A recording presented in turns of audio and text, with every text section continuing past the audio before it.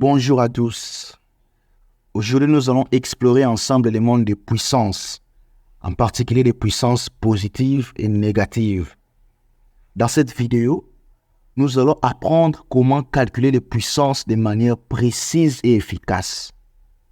Restez avec nous pour découvrir les astuces et les erreurs à éviter dans ce domaine fascinant de mathématiques. Cliquez sur j'aime, abonnez-vous, activez la cloche de notification. C'est gratuit et ça aide énormément notre chaîne. Merci. Nous avons ces 6 exercices avec des exposants, la puissance, et des fois négatives, avec des signes moins, ça risque de te faire tourner le cerveau. Alors, pour que tu ne puisses pas te tromper, nous allons utiliser des astuces, encore une manière facile de comprendre ces concepts. Bon, le tout premier 5 au carré, là c'est facile. Nous voyons le carré est directement lié à 5, donc ça signifie 5 multiplié par lui-même 2 fois, parce que je rappelle, l'exposant signifie le nombre de fois qu'il faut multiplier le nombre par lui-même. Là, nous multiplions 5 fois 5, donc 5 multiplié par lui-même 2 fois, et ce qui nous donne 25. Bon, le deuxième exercice, nous avons moins 5, le tout au carré, donc puissance 2. Nous regardons l'exposant 2. Qu'est-ce qui est élevé au carré? En fait, qu'est-ce qui touche directement l'exposant? Ou soit, qu'est-ce qui vient avant l'exposant?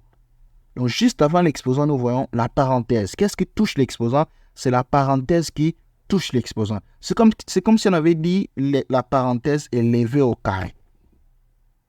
C'est la parenthèse qui touche directement l'exposant. Alors, qu'est-ce que nous allons faire? Nous allons prendre cette parenthèse, nous l'élevons au carré. Or, il se peut que, donc, dans la parenthèse, il y a moins 5. Donc, nous faisons moins 5 multiplié par moins 5. Et 5 fois 5, c'est 25. Moins fois moins, c'est plus. La réponse est 25.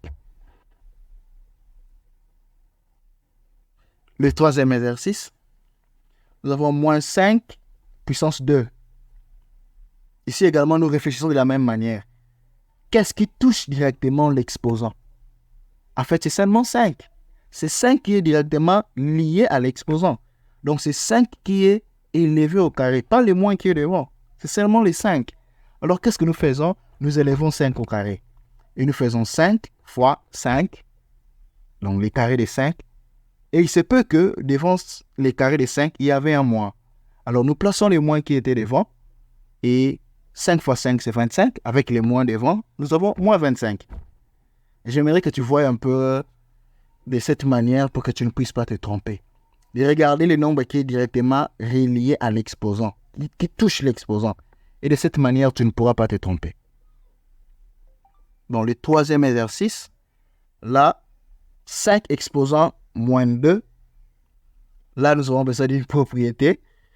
Mais nous allons essayer de comprendre ça d'une manière un peu plus facile.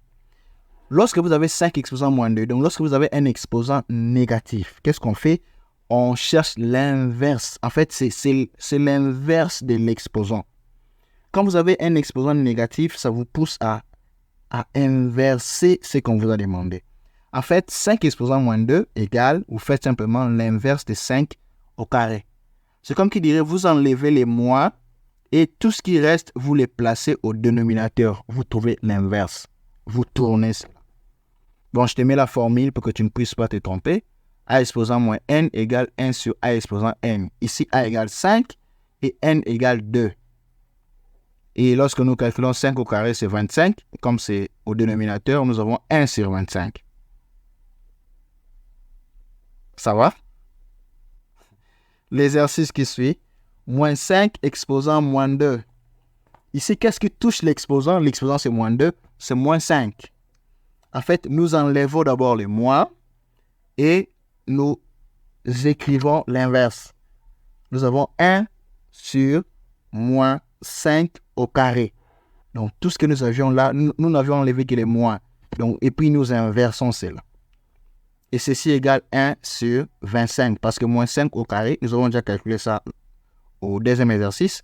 Ça nous donne moins 5 fois moins 5 qui nous donne 25. Et tout dernier maintenant, moins 5 exposant moins 2. Là, nous regardons l'exposant. Qu'est-ce qui touche directement l'exposant? L'exposant, c'est moins 2. En fait, c'est 5. Pas les moins qui est devant. C'est seulement 5 qui est directement relié à l'exposant. Alors, nous cherchons l'inverse comme la démarche nous l'impose. L'inverse de 5 au carré. J'enlève le moins. Donc, égal 1 sur 5 au carré. Et il se peut que devant cette puissance, il y avait un signe moins. Et nous mettons le moins qui était là devant. Et ceci égale moins 1 sur 5 au carré. 5 fois 5, c'est 25. Donc, nous avons moins 1 sur 25. Et comme bonus, moins 1 sur 25, vous pouvez placer les signes moins là où vous voulez, au numérateur comme au dénominateur, tout comme devant, ça revient au même. Donc, le principe ici, c'est de savoir l'exposant est relié, encore touche quel nombre. C'est ce nombre-là qui est élevé au carré.